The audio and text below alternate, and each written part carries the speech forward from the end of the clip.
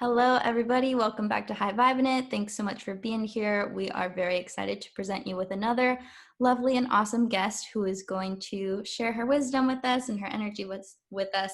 And we're actually not super honed in on what we want to talk about because we just kind of want to let it flow and see where it goes. Miss Madelyn Moon is here with us, and she's a feminine embodiment teacher.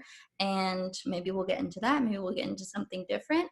But I think we would love to start by kind of tapping into what inspired you to start doing this work and a little bit about your personal journey, Madelyn. Well, thank you for having me. Yeah. The origination of this work,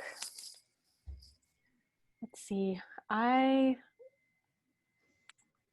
so a lot of my initial teachings when I was first starting to coach and lead 9 years ago was around fitness and health and nutrition.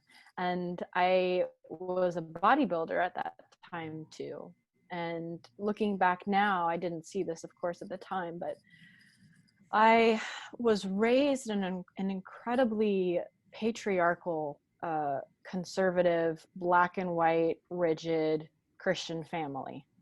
And I was raised with a lot of beliefs around women being less than, pleasure being inappropriate, feelings and emotions being just naturally too much, just simply having them. And looking back now, one of the ways that I manifested to cope with that, like the lifestyle that I created was all around hardening my exterior, like physically, both becoming more muscled so that I had a literal armor, but also at the same time, it was like bikini division. So making my body as small as possible when I was doing these competitions. So I was constantly between the world of hardening my body and making my body as small as possible. So I started teaching and coaching fitness until I realized that I was incredibly sick, and more so in the mind, like my body was fully functioning and quite healthy in some, not always, but in some regards. And then I started realizing, wow, I like really, really hate myself. And I'm 21. I shouldn't. Like, this is my 20s. Like, I had enough realization at the time to be like, this is a good time in my life to actually live. So let's figure this out. And I went down this road of diving into the surface level. I mean, for a lot of people, it's not the surface level. Now, to me, it feels like the surface level of going into body image and going into disordered eating. It was really just the tip of the iceberg. And that said, it was still such an intense journey of lots of bathroom floor breakdowns of why do I feel this way about my body, my self-worth, my being.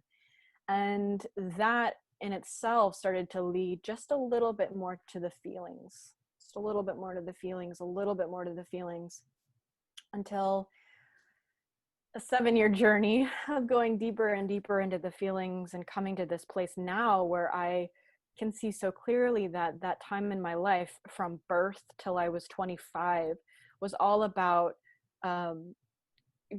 falling prey to the mainstream's views about the feminine being scary. Honestly, it's not even about being, quote, weak. It's that it's scary. It's scary because it's an abyss. It's a sea. It's an ocean that we cannot explain. It feels wonderful. It feels terrible. It feels wide and vast. The feminine is all the energy in the world, all of it. The masculine is the container that holds all of it.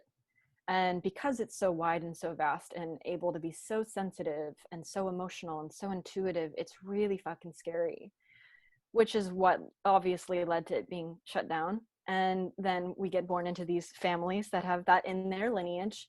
And fortunately, our entire world is waking up. Like, you just get on, I mean, Instagram is probably a silly example, but that's where most of us live these days. If you get on Instagram, at least on my feed, everything is about the divine feminine, which is beautiful. And it's such a celebration. And we're finally going back to where our ancestors, at least in the East, were at thousands and thousands of years ago, fucking worshiping the feminine body. All the hieroglyphics are about a woman's legs being open and the world coming out of it. It's a gift. And where we all must start is within our own personal individual bodies of merely embracing all that is there, which means like the low vibes and the high vibes and the in-between vibes and the boredom vibes, and welcoming back in the nonsensical, because the feminine's not about making sense in any regard. The masculine in all of us knows how to make sense of it. The masculine in all of us puts it in containers. Okay, this is a podcast, this goes here, this is part of my masculine, it's getting work done. This is grieving time, this is fear time. Like, we can categorize and compartmentalize a lot as human beings. We're really skilled at it. But once we're able to create these little containers, both in our personal lives, in our relationships, in our business, and our spirituality, we then as a collective and as individuals must start to learn how to actually go deep into that abyss in those containers and feeling all the feelings and allowing more softness and allowing ourselves to go slower. That was one of the huge things for me in my life, was everything was fucking fast. Sorry, I'm cursing a lot today. I don't know why. No, you're allowed. Everything was fast. Everything was so fast, and everything was like about skipping steps and getting ahead. And I don't want to bring up, I think everyone's really tired of talking about this pandemic, but it's also worth noting that this time has been probably quite triggering for a lot of people, because it's forced, I mean, for many reasons, but one of them that I don't think a lot of people recognize is that it's forced them to go a lot slower, to move a lot slower. There's literally nowhere to rush off to, or there wasn't. We're out and about now, but there wasn't anywhere you could go. So you had to sit and be and feel what was there, or deny it and not feel it. But within those mysteries, within those sensations, within the grief that doesn't quite make sense, that's the key to being a more pleasure-filled, alive, feminine being, is actually welcoming in the pain that doesn't quite make sense, without the story. That's where a lot of people get caught up, is men always do this to me, or see, just like my dad. Like, actually looking at when you're telling yourself the same story over and over again to prove that it's right, and be generous and be humbled to realize, oh wow, I'm using this story to actually avoid feeling whatever's present underneath it, because it is that abyss. And eventually you realize it's not an abyss. It stops. Something else new comes, but that one stops, or it fades out. That's 'tis life. How it is.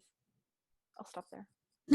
Beautiful. Thanks for sharing. Yeah, we talk about this a lot on the show, because I found in my personal journey that true freedom really does come from just embracing everything and just replacing judgment with like a compassionate curiosity. Just being like, what's here right now? What am I feeling? What's happening in my body? And just starting somewhere that simple. But I think it's so scary for people who are kind of foreign to their emotions, because I think the common feeling is like, or the common belief is, if I go there, I'm going to get stuck, or if I go there, like it'll last forever. But I found that it's quite the opposite. When you open up to it and you go there, you can actually process it and be with it in a really graceful way, where it actually usually passes quite quickly. Have you found that to be true in your work and in your personal experience? True?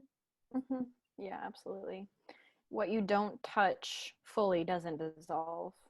When you touch something fully, it dissolves. And I've done some really, really, really deep shadow work.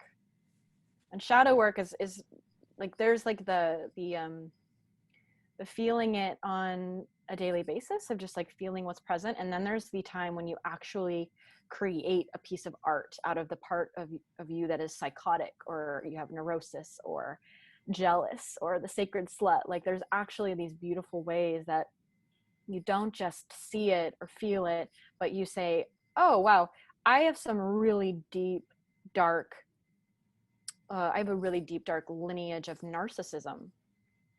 Ew. I do. My family, my one of my sides of my family has so much narcissism, and I was raised by that, and it's terrifying. it's really quite cruel when you actually dive into narcissism. It's not just someone full of themselves. It's like a never knowing if you're loved or not, and being raised as a child, being 3 years old and not knowing if you're safe or not. Like, it creates some really deep fear-based mechanisms in your body. The bodybuilding and the eating disorders is just the tip of it. Like, my aura for so long was saying, I don't trust the world. I'm not safe. Even if I've always been an ancient soul, I've been able to put words to things. Even with that, my body was like, I'm not safe. On like a shaky level, you know. Well, it for part of it is like feeling the grief and feeling the sadness and letting that come in, but also like I created actual times in a support group to film little videos where I fully embrace the part of me that's narcissistic. And she has like a cape on and her hair is stringy and she's got makeup all over her and she thinks she's the most beautiful person in the entire world and everyone should love her, but she's a hot mess. And characterizing these parts of us.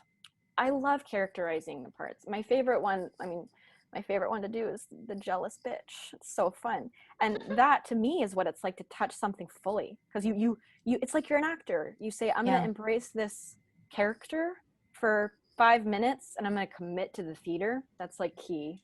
Is you gotta set the stage, commit to the theater, put on your camera, film a video where you just act out in all of your fullest this part of you that you can't fucking stand. Then you got this beautiful piece of art that's probably quite funny. I mean, it always is, or it'll light up the room in some way. And what's interesting is that now once you've embodied that part of you, you touched it fully, the fear around it, the shame around it has dissolved because your nervous system's actually like, oh, okay, this is safe. I'm safe to feel this way. I'm safe to be that level of quote, whatever, crazy. Doesn't mean you get lost there. That's the beauty of the container. 5 minutes, you go all out. You become an actor for love, for you, for embracing more sides of you. And then it's over. And then your body actually knows. Because a lot of this is about the nervous system. It's not about your mind. And it is about your feelings, but your body actually has these responses, deeply wounded or deeply opened, depending. And they start whenever you're a child. I have this one interesting, I've had so many feet things happen in my life. And I had a psychic tell me that I had many past lives of running on a broken foot. And literally I've died of trying to run away while having a broken foot. And that's what she said. And in this lifetime, I've had so many instances where I've hurt my ankle. And either when I was a child, my parents didn't help me because they thought it was no big deal and I had to walk to school or go play soccer. Or as an adult, I just decided to keep walking. And that walking on a broken foot type of thing is a great metaphor for what we often do. Like, because my body didn't know that it was safe to just stop. So my response is keep walking, keep walking, keep walking. So now as an adult, now that I have this awareness, I have to go, okay, if my nervous system doesn't think it's safe to just sit in a chair and text someone to bring me soup and to help me, if I don't think I'll still be loved if I do that, and what my response in my body is to keep walking, I have a choice to get back on the couch and to do the new nervous system training, or I can just keep going about the way I always do things. And that's the beautiful thing about being an adult, where we can make these decisions. Once we see something, we can do something about it. Right. I love that. I always tell my clients, like, it's not really that you have to change yourself. It's just that you have to notice what you're doing that isn't working for you. And then in the noticing of it, that's like a lot of the healing. It's just, oh, here's my choice point. Okay, I've noticed that's what I'm doing. Now I get to choose differently because I'm aware of like what's actually going on as it's happening. Lindsay, do you have any questions? I don't want to do all the talking here. This is crazy. Like, I'm just taking it all in. I do have a question because I think barring any details, we might have similar experiences growing up. But I'm just curious from your side, when did you start to notice, or maybe you just never really felt in with your family? For me, I always felt like a black sheep, but I know as a child, I must have wanted to be included. I must have wanted to like fit in and just be what they wanted me to be, whatever. I guess, when did you notice, do you have an awareness of like when you started to be like, maybe I'm different. Maybe I can choose better for myself. Or did it just kind of happen naturally? Mm-hmm. Yeah, well, first I just want to acknowledge that that's really the core wounding of the black sheep. Right. That's what makes a black sheep, is I'm different. And that's primally quite scary, because if you're different, then are you going to be fed?